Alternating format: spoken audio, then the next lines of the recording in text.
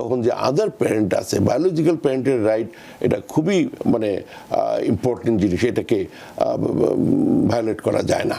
যার ফলে ইভেন আপনি হয়তো কাস্টাডি পাবেন, কিন্তু তাকে ভিজিটেশন দিতে হবে।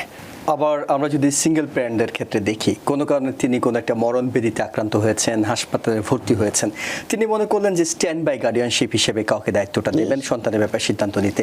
সেই স্ট্যান্ড বাই গার্ডিয়ানশিপ এবং লিগাল গার্ডিয়ানশিপ এইগুলোর মধ্যে আসলে পার্থক্যটা কি?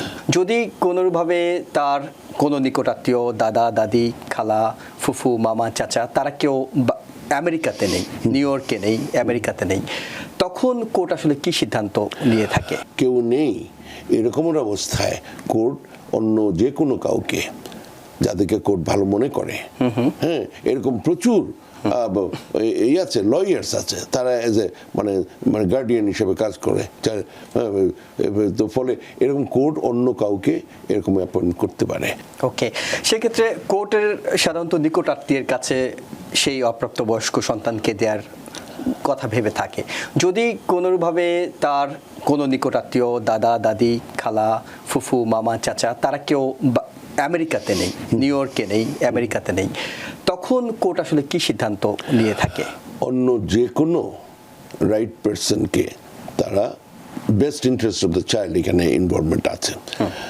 ইভেন এখানে যেটা সমস্যা বললেন যে কেউ নাই, কেউ নাই না, শুধু আছে, একজন চায় তো আরেকজন চায় না, উনিও চায়। হ্যাঁ, দুই চাচাই চাইতে পারেন। হ্যাঁ, যেমন ভাই বোনদের মধ্যেই একজন চাচ্ছে তো একজন চাচ্ছে না, তখন বা কেউ নেই এরকমের অবস্থায় কোর্ট অন্য যে কোনো কাউকে, যাদেরকে কোর্ট ভালো মনে করে, হ্যাঁ, এরকম প্রচুর এই আছে, লয়ার্স আছে, তারা এজ এ মানে গার্ডিয়ান হিসেবে কাজ করে। তো ফলে এরকম কোর্ট অন্য কাউকে এরকম অ্যাপয়েন্ট করতে পারে, যারা এরকম ফিডুশিয়ারিটা, অবশ্যই তাদের সাথে তাদেরকে দায়িত্বটা সম্পর্কে বুঝতে হবে। তাদেরকে ফিডুশিয়ারি দায়িত্ব যেটা মানে সে, উনি যদি গার্ডিয়ান হনও, মানে এমন না যে উনি মানে যথেচ্ছা কার্যকলাপ করতে পারেন। হ্যাঁ, ফলে ওনাকে অবশ্যই আইনের মাধ্যমেই যেতে হয়। উনিও যদি কোনো ক্ষতিকর কাজ করেন বেস্ট ইন্টারেস্ট অফ দ্য চাইল্ডের না, তখন সেখানেও তার শাস্তির ব্যবস্থা আছে। সুতরাং তাহলে কি দাঁড়ালো, আপনি বললেন যে কেউই নাই, তখন অন্য কাউকে দিতে পারে, ইভেন ফস্টার কেয়ারে দিতে পারে। হ্যাঁ, আবার যদি আছে, তাদের মধ্যে গন্ডগোল আছে কে বাচ্চাটা পাবে, আবার এটার সাথে অর্থনৈতিক ব্যাপার জড়িত থাকতে পারে। হ্যাঁ, তাকে পেলে হয়তো তার সম্পত্তি এরকম ব্যাপার আছে, তখন এগুলা কোর্ট কাচারি হয়, এবং সেইখানে বেস্ট ইন্টারেস্ট অফ চাইল্ডের জন্য এরকমের অনেক কিছু ঘটনা মানে সিদ্ধান্ত কোর্ট নিতে বাধ্য হয়। আমরা যদি একটু খারাপ পরিস্থিতি বিবেচনা করি যে তাকে ফস্টার কেয়ারে নিয়ে যাওয়া হলো, সেই জায়গা থেকে ফিরিয়ে আনার জন্য আইনি প্রক্রিয়াটা কি? ফস্টার কেয়ারের মেইন ব্যাপারটা যে হচ্ছে, এটা একটা টেম্পোরারি মেজার।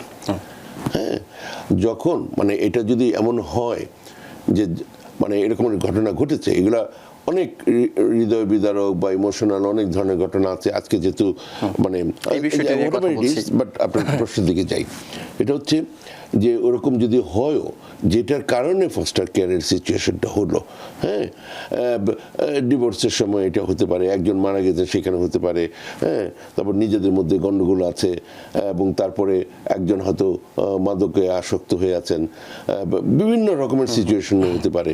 হ্যাঁ, তো তখন এই যে একটা ইন্টারিম মেজারের জন্য এটা করা হয়, কিন্তু তারপরে যখন তারা একটা ভালো অবস্থায় চলে যায়, তখন তারা পিটিশন করে এটাকে আন্ডু করতে পারে।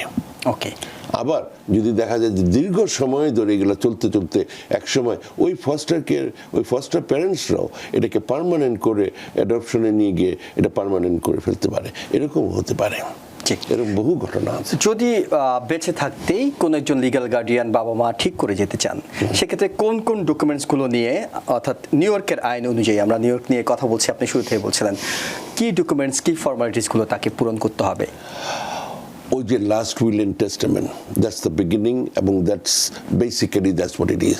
কিন্তু এছাড়া আরেকটা জিনিস আছে, আপনি একটা ট্রাস্ট করে যাওয়া উচিত, এগুলো কথা। তার যদি কোনো সয় সম্পত্তি, ইভেন সে একটা বাড়ি আছে, শুধু একটা 14 বছরের বাচ্চা, সে কি ওইটা ম্যানেজ করবে, তারই থাকবে সে, কিন্তু কথা হচ্ছে এটা ম্যানেজ করার জন্য হ্যাঁ, এবং এই ধরনের বিভিন্ন মানে একটা তো আছে আত্মীয় স্বজনের মধ্যে, একটা আছে বন্ধু বান্ধবের মধ্যে, কিন্তু এরকম ফর্মাল প্রফেশনাল এরকম গার্ডিয়ান আছে, তারা এটা করবে এবং সেখানে তার কোনো মানে রেমুনারেশন পাওয়ার ব্যবস্থা থাকতে পারে, কিন্তু এগুলা পুরো আইনের আওতায় তাকে একটা গাইডেন্সের আন্ডারে তার সাথে মানে ব্যবহার করতে হবে, তাকে গড়ে তুলতে হবে, যা যা দায়িত্ব।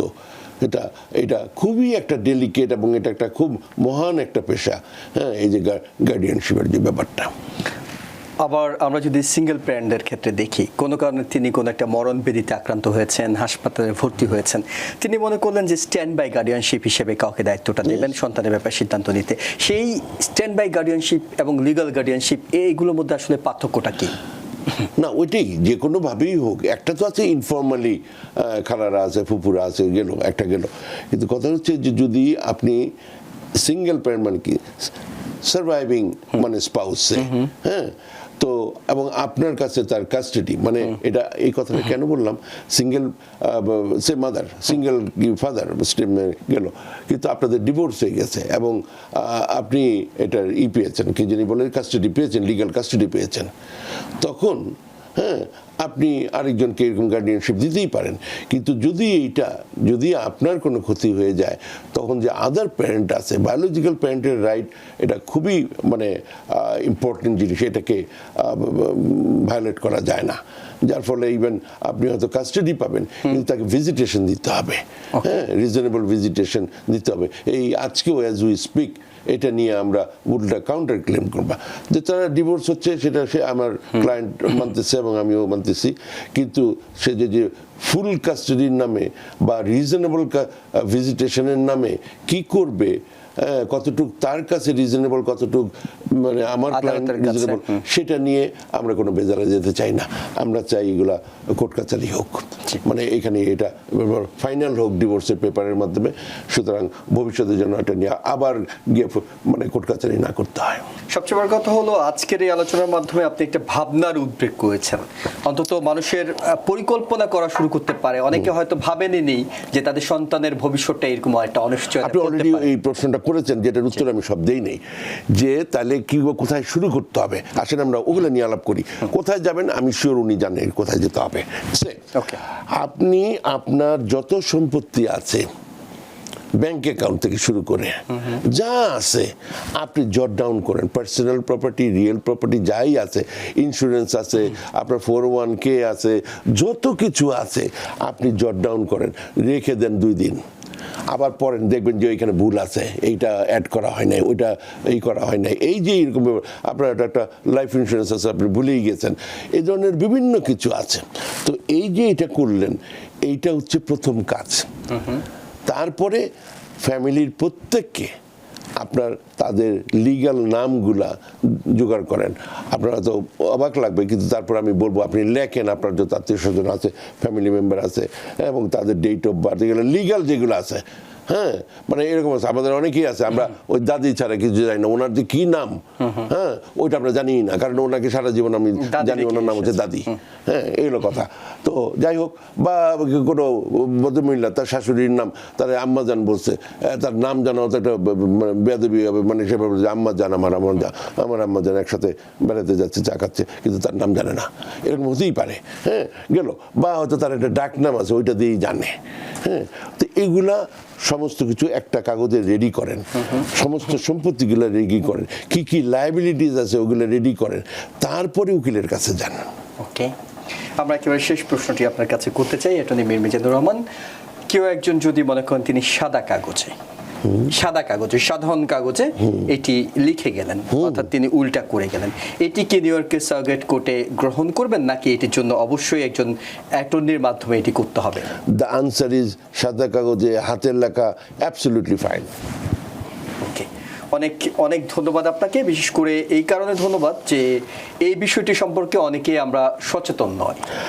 অন্তত সচেতনতার জায়গাটি তৈরি হচ্ছে আস্তে আস্তে সামনের দিনগুলোতে নিঃসন্দেহে এই বিষয়গুলো আমাদের দর্শক যারা দেখছেন তারা আমি আপনার থেকে কথা কেড়ে নিয়ে দেখেন, মানে একদিনের মধ্যে থামাতে হয় না, কথা কেড়ে নিয়ে, কারণ সময় যেহেতু কম বললেন, আমি বলবো যে আমাকে সুযোগ দেওয়ার জন্য আমি ধন্যবাদ জানাই। কারণ আমাদের কমিউনিটিতে মানুষ যাদের ভদ্রলোক মানুষ মারামারি কাটাকাটি নাই, শুধুমাত্র ইস্যু হচ্ছে ইমিগ্রেশন। ভাই বোনের জন্য অ্যাপ্লাই করছে, কতদিন লাগবে, তো সাধারণত আমরা হয়েই গেছি আমরা ইমিগ্রেশন লয়ার। এছাড়াও আরও বিষয় আছে, সেটা আমাদেরকে যাই বলেন, আপনারও জীবনের আরও বিভিন্ন ইস্যু আছে। আমি যেহেতু জেনারেল প্র্যাকটিস করি এবং এগুলো করি আমি, যার ফলে আমি চাই মানুষের জানুক আপনি কোন অ্যাটর্নির কাছে যাবেন সেটা আপনার ব্যাপার, কোনখানে কম পয়সায় পাবেন, কোনখানে রাইটস পাবেন সেটা আপনার ব্যাপার, কিন্তু কোথাও যান যে এই জিনিসগুলো করে রাখেন। আপনি তো মানে প্রত্যেকেই তো আমরা ধার্মিক, মানে এক একজন এক এক ধর্মে, সব জায়গায় এটা আছে, আপনি যে কোনো সময় চলে যেতে পারেন। তো ফলে হ্যাঁ, আপনার যে ছোট বাচ্চাটা আছে তার কি হবে এটা একটু কাইন্ডলি জানবেন, নাইলে সাম স্ট্রেঞ্জ লয়ার, সাম স্ট্রেঞ্জ কোর্ট জাজ, সাম মানে একজন পার্সন আপনি চেনেন না জানেন না, তার কাছে গিয়ে আপনি ফস্টার কেয়ারে থাকতে হবে, এটা ভাবতে কেমন লাগে? আপনি যদি এটা না চান, হ্যাঁ, আপনি কাইন্ডলি এই ব্যাপারে একটু চিন্তা ভাবনা শুরু করেন।